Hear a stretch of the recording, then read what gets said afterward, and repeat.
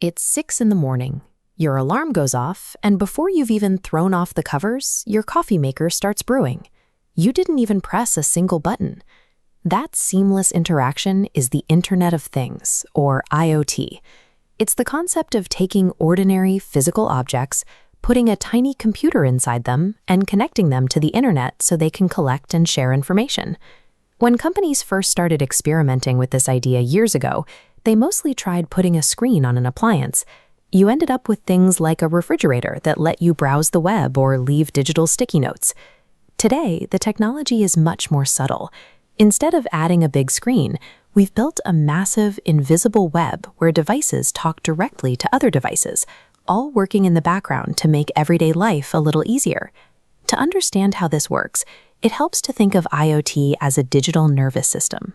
Let's look at a smart garden irrigation setup to see the pieces in action. First, a moisture sensor feels the soil getting dry. It sends that data via wireless connectivity to a cloud server. The system checks the local weather forecast, makes a decision, and sends a command to a mechanical valve to open and water the plants. This entire loop of sensing the environment, thinking about what to do, and taking physical action happens in milliseconds, completely on its own. Now, take that basic garden loop, multiply it by millions, and scale it up to the size of a massive, interconnected smart city. In hospitals, wearable sensors act as a first touchpoint, tracking a patient's heart rate and oxygen. That information flows straight to a tablet, giving doctors a real-time picture of their patient's health. Down in the subway stations, sensors track exactly where every train is, updating arrival boards so commuters know exactly when to step up. We see the same thing in large factories and energy grids, an area called the Industrial Internet of Things. Heavy machines and wind turbines use embedded sensors to detect slight vibrations, letting operators fix failing parts weeks before a machine breaks. This chart shows the projected growth of active connected devices over the next decade.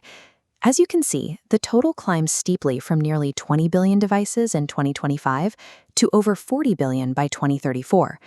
With billions of objects constantly reporting their status, humans no longer have to manually check every meter, valve, or patient.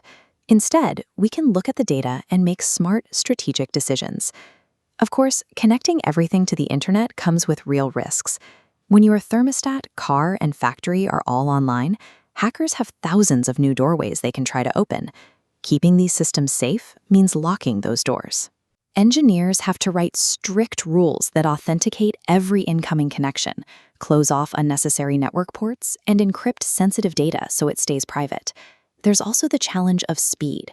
If a self-driving car needs to hit the brakes to avoid an obstacle, it can't afford to send video footage to a distant cloud server and wait for a response. That delay, known as latency, is dangerous. The solution is a concept called edge computing. Instead of sending raw information far away to be processed, we put a small, powerful computer right there on the device or on the edge of the network so it can make decisions instantly. When you combine that local processing power with fast wireless networks like 5G, the entire system reacts in fractions of a second. Because this technology is touching nearly every industry, companies are actively searching for people who know how to build and protect it. They need cloud engineers to manage the servers, cybersecurity experts to lock down the data, and developers to write the code. You don't need a massive factory to get started. You can pick up a cheap, beginner-friendly microcontroller today and learn how to make a single light bulb blink. That's all it takes to start building the world's digital nervous system.